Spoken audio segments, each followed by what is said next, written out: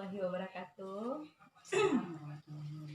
Perkenalkan, kami berdua adalah guru SMPN 6 Lubuk Alung. Dalam hal ini saya CGP Angkatan 6 dari SMPN 6 Lubuk Alung. Pada hari ini kita akan melakukan satu kegiatan coaching berupa aksi nyata pemenuhan tugas aksi nyata 2.1 coaching supervisi akademik. Baiklah, saya akan melakukan kegiatan ini bersama teman saya, rekan kerja saya. Sebelumnya perkenalkan, nama saya Yopa Oliza SPD, guru bahasa Indonesia di SMPN 6 Lubuk Alung. Dan rekan kerja saya, silakan. Nama saya Tafta Zani SPDI, ngajar PAI di SMPN 6 Lubuk Alung. Oke, terima kasih Bu Tafta. Baiklah, kita langsung saja memulai kegiatan ini, coaching supervisi akademik di SMPN 6 Lubuk Alung dengan tema motivasi belajar siswa kelas 7 SMPN 6 Lubuk Alung. Assalamualaikum warahmatullahi wabarakatuh ya Pak. Waalaikumsalam Ibu Tafta. Alhamdulillah Ibu ya Pak, terima kasih banyak atas waktu yang diberikan mana kita bisa berjumpa saat ini ya. Gini Bu ya Pak, sebenarnya saya meminta waktu Bu ya Pak tuh ada yang mau saya ibaratnya tuh bercerita curhat gitu tentang dilema atau kegalauan atau apa ya, suatu masalah yang terjadi di saat saya dalam melakukan pembelajaran di kelas. Di sini fokusnya saya ambil saja satu kelas ya Bu ya Pak ya, di kelas 7. Oke, jadi tujuan kita bicara atau goals yang ingin kita capai nanti itu adalah sepertinya saya ini dalam belajar itu tentunya ada masalah tentang minat atau daya tarik atau motivasi siswa itu untuk belajar gitu. Berarti nanti akan kita temukan cara bagaimana memotivasi. Iya. Oke, berarti itu ya endingnya nanti goals kita nanti. Oke, baik. Silakan Ibu Tafta. Gini Bu ya Pak. Sejak udah berapa tahun nih, dari 2013 saya mengajar di SMP 6 Lubuk Alung ini, di mana saya sebagai guru agama atau PAI, dari tahun ke tahun itu aja kendala yang sering saya temukan, di mana minat belajar siswa itu dibilang kurang gitu, bukan karena tuh hasilnya tuh dalam belajar dia kurang, otomatis hasilnya juga kurang gitu. Kita fokus aja langsung bercerita ya Bu ya Pak, supaya lebih leluasa. Ibaratnya tuh saya merasa sebagai guru agama itu, apakah saya yang nggak bisa sebagai guru atau apakah saya kurang ilmu atau gimana gitu. Ada beberapa siswa, tidak semuanya ya Bu ya Pak, ada beberapa siswa cuek, nggak fokus, kita menjelaskan dia bermain, dia ngomong sama teman gitu kan, ya otomatis pembelajaran tuh nggak jadi efektif, nggak jadi nyaman gitu kan. Tentu saja Bu ya Pak ya, ke dalam pembelajaran PAI itu kebanyakan memang harus dijelaskan dulu gitu. Contoh tentang sejarah Nabi Muhammad. Kalau kita suruh anak itu membaca saja, dia sementara dia tidak fokus, tidak bisa, otomatis kita harus ceritakan dulu, kita jelaskan dulu. Nah, di saat kita menjelaskan, dia nggak pedulikan kita, dia nggak perhatikan kita gitu. Ada beberapa, cuman kebanyakan dari anak-anak itu tidak fokus, tidak perhatikan kita. Jadi saya ibaratnya tuh berpikir Bu ya Pak ya, apalah yang harus saya lakukan supaya anak ini termotivasi, supaya anak ini fokus dengan penjelasan saya gitu. Oke, baik. Berarti setelah saya dengar tadi cukup lama ya Bu Tafta, 2013 sampai 2023, berarti lebih kurang 10 tahun. Ya, nah, jadi dalam 10 tahun itu kendalanya itu secara umum Ibu temukan anak itu kurang berminat. Di awal pembelajaran saja sudah tidak fokus. Bagaimana Ibu bisa menjelaskan untuk selanjutnya? Oke, baik. Jadi itu ya. Nah, sekarang saya mau bertanya Bu, berapa orang kira-kira anak yang tidak fokus itu tadi? Kalau sebagiannya fokus, ada berapa orang? itu tergantung kalau anak itu kan di dalam sekolah itu kan ada beberapa. Kalau di tim itu ya Bu ya Pak ya, hampir separuh lah gitu. Karena murid di sana dalam lokalnya juga tidak banyak, mungkin di bawah 20-an gitu kan. Jadi seandainya separuh yang hati kan separuh enggak. Jadi dalam belajar pun suasana jadi tidak nyaman gitu. Hasilnya pun tidak efisien, efektif gitu kan. Nah, jadi gimana tuh yang anak yang saya bilang nggak fokus itu cuma beberapa gitu. Itu aja orang sampai dia kelas ada apa namanya tuh nanti yang sebelumnya ya Bu ya Pak ya, kalau tadi saya mengambilnya yang kelas 7 sekarang, yang sebelumnya tahun sebelumnya sampai dia kelas 8 sampai dia kelas 9 masih tetap seperti itu. Jadi gimana ya Bu ya Pak, seolah-olah apakah saya yang tidak bisa mengajar atau anak itu gimana, padahal ada berbagai media. Maaf ya Bu ya Pak, kalau di SMP 6 itu ada tuh media Infocus. Saya coba apakah dia kalau kita tayangkan sesuatu kejadian tentang materi kita, apakah dia fokus kan? Tidak sama sekali, masih dia memang fokus awal-awal. Nah, akhirnya di pertengahan dia ngomong atau enggak perhatikan gitu, enggak fokus dengan pembelajaran itu gitu kan, enggak dia pedulikan. Ibaratnya kita jelaskan ya ngomong sendiri aja dan dia ngomong aja gitu. Jadi ibarat kadang kita merasa apakah kita nggak bisa dia menyampaikan pembelajaran, apakah kita gitulah merasa kita diri kita ini apa gitu. Jadi mohon sama Bu ya Pak, ada nggak solusi atau gini bagaimana gitu kan. Jadi udah buntu nih apa nih Bu ya Pak ya, cara gitu ya. Cuman sementara cara yang saya kuasa itu ya disitulah memang pakai media itu baru kan. Di samping ceramah gitu kan. Baik, tadi saya sudah menangkap Ibu mengatakan kalau sudah memakai beberapa cara atau media. Media salah satunya itu menggunakan Infocus. Harapannya supaya semua anak yang kalau kita gaduhkan 100% semuanya fokus. Ternyata hanya 50%. Nah, jadi yang 50% ini itulah yang menjadi kendala sampai sekarang. Nah, jadi kalau metode Infocus itu belum berhasil, Ibu, apakah Ibu sudah memetakan dulu kebutuhan anak itu sendiri? Sudah mengenali belum seperti apa 50% ini sebenarnya yang dia butuhkan atau yang dia inginkan seperti itu? Apakah Ibu sudah mendalami anak sejauh itu atau bagaimana? Kalau ditanya seperti itu ya belum ya Bu ya Pak ya. Masalahnya kita ibaratnya fokus dalam pembelajaran aja gitu ya.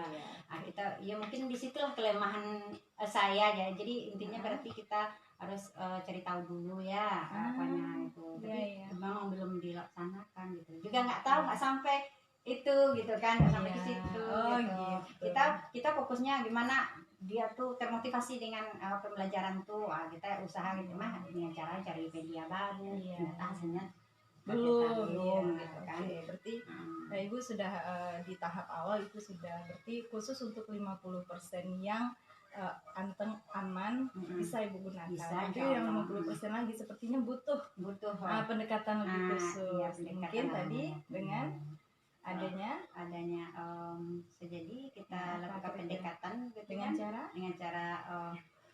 kita tanya dulu gitu kan, gimana gitu ya, gimana baiknya menurut Ibu itu memanggilnya. Jadi intinya gini ya Bu ya Pak ya, supaya kita kenapa dia kayak gitu gitu kan, jadi kita tanya dulu. Jadi kita ibaratnya kita khusus dulu kan sama mereka gitu ya, itu selama ini belum pendekatan lebih khusus. Ya kita juga nggak sampai kepikiran gitu gitu kan. Itu makanya minta saran masukan gitu. Sebenarnya itu Ibu tahu, cuman mungkin belum aja belum bangun gitu, dari dari kita tidur. Kita juga belajar loh Bu dari anak kan, dari dia kita belajar. Ternyata nggak bisa sampai sini saja, mereka ada memiliki kebutuhan yang berbeda. Jadi Ibu lebih mungkin seperti Ibu sampaikan tadi, Ibu yang sebenarnya tahu solusinya. Nah, itu yang akan Ibu lakukan. Jadi seperti itu ya Bu ya. Oke, bagaimana rasanya? Rasanya ada masukan, tapi cara kita mendekatinya apakah apa yang Ibu lakukan kita panggil dia sendiri gitu yang lebih baiknya ya. Bagaimana Ibu rasakan kira-kira kalau melihat karakter anak ini, bisa tidak dia Ibu melakukan dengan cara memanggilnya sendiri-sendiri, atau bagaimana kiat yang lebih efektif tanpa anak ini merasa itu ada suatu masalah ternyata jadi panggilan? Bagaimana kira-kira Ibu punya trik apa kira-kira itu? Ya kalau kalau Bu Yopa tadi memancing saya untuk memanggilnya, bisa jadi kita telusuri dulu apa keadaannya di rumah gitu. Jadi gini ya Bu Yopa ya, seandainya ya sudah kita panggil, seandainya, tapi selama ini memang yang saya sebagai guru agama belum ada memanggil, bisa jadi sama guru lain ada, tapi anak ini kan cuma apa punya hobi, dia suka guru ini, dia suka guru ini, itu kan cuma hobi masing-masing.